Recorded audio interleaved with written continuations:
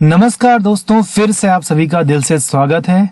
इस वीडियो में मैं फिर से आप सभी के लिए हिंदी भाषा साहित्य का महत्वपूर्ण कलेक्शन लेके आया हूँ। पहले पार्ट में भी मैंने इम्पोर्टेंट रचनाओं का आपको प्रैक्टिस कराया था, तो उसी सीरीज की दूसरी वीडियो है। इसमें भी हिंदी साहित्य की बहुत ही चुनिंदा रचनाओं को मैंने कलेक्ट किया हुआ है और इस वीडियो के जरिए हिंदी साहित्य की रचनाओं पे आपकी पकड़ मजबूत होगी।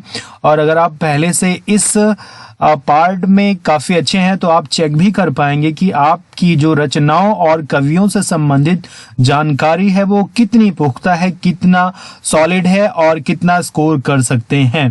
तो चलिए शुरू करते हैं और अपना आप कितना स्कोर करते हैं आउट ऑफ 30 ये कमेंट में मेंशन कर दिया करिए तो ज्यादा मजा आएगा। और कंटिन्यूसली मैं ये सीरीज जारी रखूंगा और आप एक एक करके जितने वीडियोस होते जाएंगे या देखेंगे कि आपकी रचनाओं संबंधी जो पकड़ है काफी मजबूत हो चुकी है।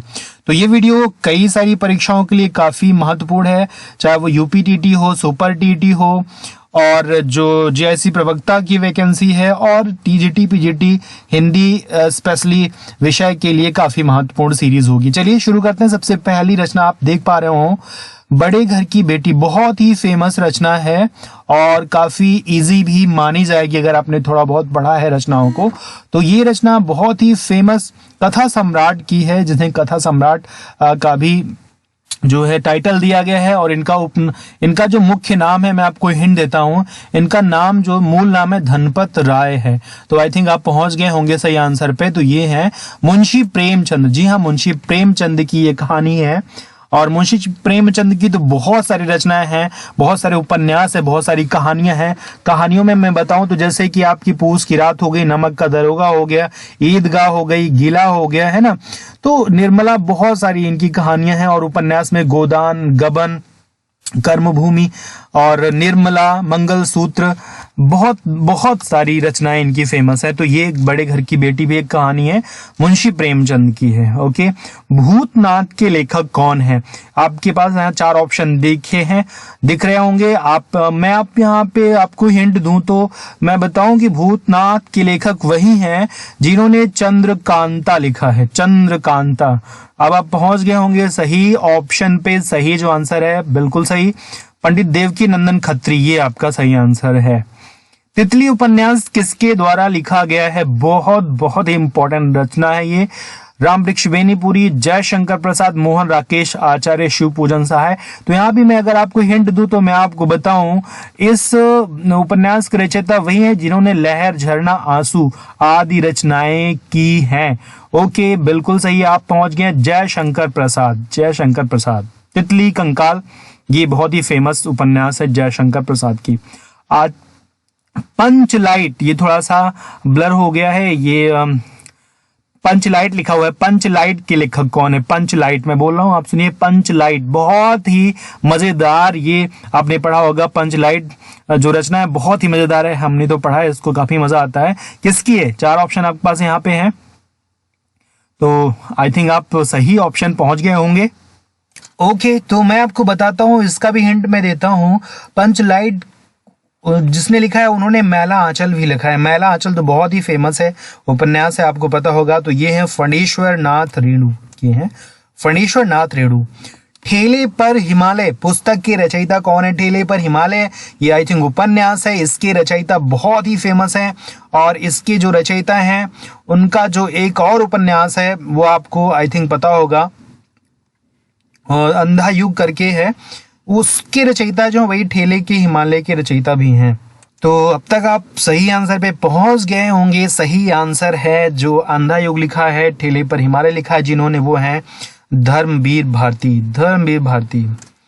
घासीराम कोतवाल, ये भी एक उपन्यास है, इसके रचयिता कौन है? तो घासीराम कोतवाल जिन्होंने लिखा है, उनकी एक और रचना भी काफी फेमस है, सखाराम बाइंडर। तो सखाराम बाइंडर जिन्होंने लिखा है, उन्होंने घासीराम कोतवाल भी लिखा है। तो अगर आपको आइडिया है तो आपने टिक कर लिया होगा। और सही आंसर है विजय तेंदुलकर। विजय तेंदुलकर। परमाल रासों के रचयिता कौन है? दलपत विजय, जगनिक, अमरकांत, चंद बरदाई। तो परमाल रासों आदिकाल की रचना है। मैं आपको हिंट देता हूं, परमाल रासों को हम आल्हखंड भी कहते हैं। आल्हा उदल की वीरता का जो वर्णन किया गया है वही है परमाल रासों आल्हखंड। अब आप सही आंसर पे पहुंच चुके होंगे। ये हैं जगनिक। जगनिक ने लिखा है परमाल रासों। परमाल रासों को ही हम आल्हखंड के नाम से भी जानते हैं। अगला, चितंबरा किसकी साहित्यिक कृति है? चितंबरा बहुत ही फेमस, बहुत ही महत्वपूर्ण है। चितंबरा को मैं बताऊं तो चितंबरा के लिए ज्ञानपीठ पुरस्कार भी मिला था। ऐसे महान कवि इनमें से कौन है? तो इनमें से हैं, ये है सुमित्रा नंदन पंत। आलोक पर्व पुस्तक किसने लिखी है? आलोक पर्व बहुत ही महत्वपूर्ण है। आलोक पर्व जिन्होंने लिखा है उन्होंने अशोक के फूल भी लिखा है। अशोक के फूल मैंने लास्ट टाइम आपको बताया था फर्स्ट वीडियो में। तो अगर आपको आलोक पर्व के बारे में तभी बता पाएंगे जब आपको पता हो अशोक के फूल किसने लिखा है। तो ये है हजारी प्रसाद द्विवेदी जी। एक प्रसिद्ध पुस्तक परीक्षा गुरु। परीक्षा गुरु भी बहुत बार पूछी जाती है, बहुत ज्यादा पूछी जाने वाली पुस्तक, आई थिंक सबको पता होगा। तो इसमें मैं कोई हिंट नहीं दे रहा हूं, आप सभी का सही होगा, मुझे इतनी उम्मीद है, मुझे इतना विश्वास है आपके ऊपर। तो ये है लाला श्रीनिवास दास। कितनी नावों में कितनी बार के लिए ज्ञानपीठ पुरस्कार किसे मिला था? कितनी नावों में कितनी बार के लिए ज्ञानपीठ पुरस्कार किसे मिला था? ये भी बहुत ही फेमस कवि हैं, लेखक हैं। इनका नाम है अज्ञे। ये है अज्ञे, सच्चिदानंद हीरानंद वत्सैन हेग्गे, आपको पता होगा। तो ये बहुत महत्वपूर्ण, ये भी आपसे पूछ सकता है कि अज्ञे को किस रचना के लिए ज्ञानपीठ पुरस्कार दिया गया था? तो आपको बताना है कितनी नावों में कितनी बार। आषाढ़ का एक दिन के लेखक कौन है? आषाढ़ का एक दिन, ये भी काफी महत्वपूर्ण है, बहुत बार पूछा जाता है। आषाढ़ का एक दिन किसने लिखा है आपको बताना है। तो आषाढ़ का एक दिन जिन्होंने लिखा है उन्होंने ठेले पर हिमालय भी लिखा है आई थिंक, या थोड़ा सा डाउट हो रहा है। नहीं, इन्होंने लिखा है लहरों का राजहंस। लहरों का राजहंस जिन्होंने लिखा है उन्होंने ही लिखा है आषाढ़ का एक दिन। तो लहरों का राजहंस मैंने पहली वीडियो में बताया था, तो आई थिंक आप सही पहुंच गए होंगे। मोहन राकेश का है आषाढ़ का एक दिन और लहरों का राजहंस। रंग में भंग किसकी साहित्यिक कृति है? रंग में भंग बहुत महत्वपूर्ण है। रंग में भंग आपको बताना है, राष्ट्र कवि कहा जाता है इन्हें, और ये हैं मैथिली शरण गुप्त। तेरी मेरी उसकी बात किसकी साहित्यिक कृति है? तेरी मेरी उसकी बात बहुत महत्वपूर्ण है और आपको बताना है, ये इंपॉर्टेंट रचना है, इंपॉर्टेंट साहित्यिक कृति है। यहाँ पे मैं कोई आपको हिंट नहीं देने वाला हूँ, हर क्वेश्चन में हिंट नहीं मिलेगा, आप इसको खुद बताएं। नहीं पता तो मैं बताता हूँ, ये है यशपाल। त्यागपत्र किसकी साहित्यिक कृति है? त्यागपत्र तो आई थिंक बहुत बार पूछी गई है, लगभग हर एग्जाम में ये पूछ लिया जाता है, ये बहुत फेमस कृति है और आपको पता भी होगा। ये है जैनेन्द्र, यहाँ पे आधा ना रहेगा, जैनेन्द्र की कृति है ये। अंधा कुआं, ये अंधा कुआं है भाई, अंधा युग नहीं, अंधा कुआं। अंधा कुआं किसकी रचयिता किसने किया है? अंधा कुआं की रचयिता किसने? अंधा युग तो मैंने बताया था, अंधा युग धर्मवीर भारती का, लेकिन अंधा कुआं पूछा है। अंधा कुआं किसका? लक्ष्मी नारायण राय का है, लक्ष्मी नारायण लाल का है। बिना दीवारों का घर बहुत महत्वपूर्ण, बिना दीवारों का घर किसकी कृति है? मैथिली शरण गुप्त, शरद चंद्र चटर्जी, मन्नू भंडारी, रामधारी सिंह दिनकर। तो ये है मन्नू भंडारी। बिना दीवारों का घर, मन्नू भंडारी की कृति है ये।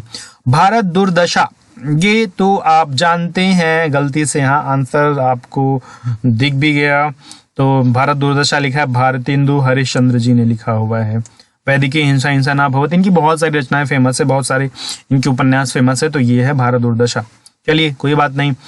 विनय पत्रिका के रचयिता कौन है? विनय पत्रिका के रचयिता वही हैं जिन्होंने ढेर सारी साहित्यिक रचनाएं किया है, जैसे कि कवितावली, दोहावली, और सबसे आसान हिंट है रामचरितमानस। आप बिल्कुल सही गए हैं, तुलसीदास। हिंदी भाषा और साहित्य नामक साहित्यिक कृति के रचयिता कौन है? हिंदी भाषा और साहित्य, ये एक साहित्यिक रचना है, ये कोई टाइटल नहीं है, ये एक साहित्यिक रचना है, हिंदी भाषा और साहित्य। तो इसको किसने लिखा है? तो आपके पास 4 ऑप्शन सामने है, फटाक से लगाइए। आई थिंक आपने लगा लिया होगा। बाबू श्याम सुंदर दास, डॉक्टर श्याम सुंदर दास की ये कृति है गुड़िया भीतर गुड़िया। ये एक आत्मकथा भी है। और ये किसकी है, किसने इसकी रचना किया है? आत्मकथा, एक होती है आत्मकथा, एक होती है जीवनी। तो जीवनी कोई किसी की भी लिख सकता है, लेकिन आत्मकथा वो लेखक अपनी खुद की जब जीवन गाथा लिखता है तो उसे आत्मकथा कहते हैं। आत्मकथा खुद की कथा है ना। तो ये किसकी है? इसमें से जो गुड़िया भीतर गुड़िया, आई थिंक आप समझ गए होंगे, ये कवयित्री हैं, लेखिका है मैत्रेयी पुष्पा। मैत्रेयी पुष्पा। 100 अजान एक सुजान नामक साहित्यिक कृति किसकी है? भाई ये भी बहुत महत्वपूर्ण है। 100 अजान एक सुजान, ये हैं बहुत महत्वपूर्ण लेखक, ये भी हैं बाल कृष्ण भट्ट। मेरा परिवार बहुत बहुत महत्वपूर्ण है। ये मैं आपको हिंट दूं, एक ये कवयित्री हैं बहुत ही महत्वपूर्ण। इन्होंने प्रकृति के ऊपर और खास करके जानवरों के ऊपर गिल्लू नामक एक कहानी लिखी थी, तो उसी से संबंधित मेरा परिवार भी है। और इन्हें यामा कृति के लिए ज्ञानपीठ पुरस्कार से भी सम्मानित किया गया था। आपको सब कुछ मैंने बता ही दिया। महादेवी वर्मा का है ये। बाजे पायलिया के घुंघरू, ये किसकी रचना है? तो इनकी रचनाएं, तो इनकी रचनाओं का टाइटल बहुत मजेदार होता है। बाजे पायली के घुंघरू, शंख बोले, क्या कहते हैं, दीप जले, शंख बजे दीप जले करके है। और एक था क्षण बोले कण मुस्काए। ऐसे बहुत ही फेमस और महत्वपूर्ण इनके टाइटल होते हैं। तो आई थिंक आप पहुंच गए होंगे किसका? ये कन्हैयालाल मिश्र प्रभाकर का है। धरती के फूल भी इन्होंने लिखा है। आई थिंक मैंने आपको फर्स्ट वीडियो में बताया था। जय हनुमान, जय हनुमान आप सभी को पता होगा, ये टीवी पे सीरियल भी सभी ने देखा होगा। बहुत ही महत्वपूर्ण, बहुत ही मजेदार और बहुत ही रुचिकर ये सीरियल आते थे। तो जय हनुमान एक साहित्यिक कृति है, साहित्यिक रचना है। किसने ये लिखा है, किसने रचा है? तो आपको बताना है। इनमें से 4 ऑप्शन आप एक सही बताएं। ये है श्याम नारायण पांडे। आई थिंक ये शरण गलत लिखा हुआ है, श्याम नारायण पांडे होना चाहिए। तो इसको आप चेक कर लीजिएगा। मुझे जहां तक याद है श्याम नारायण पांडे होगा।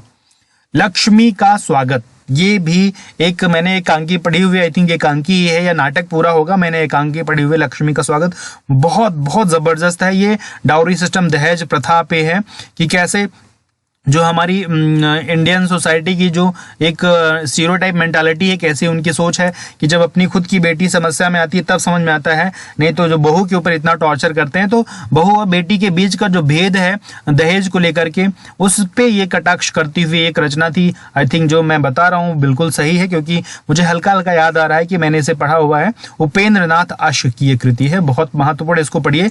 बहुत ही आई ओपनिंग, आंख खोलने वाली कृति है।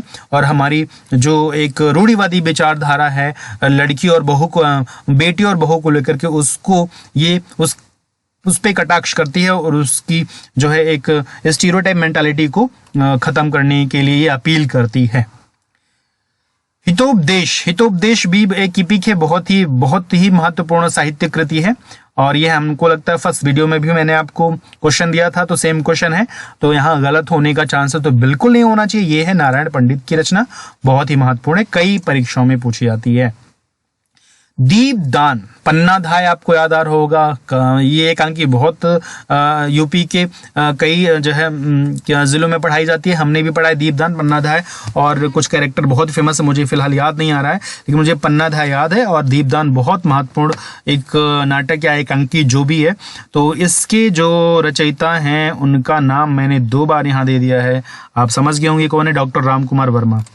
विकल्प 2 बार आ गया है, एक में कुछ और होना चाहिए था।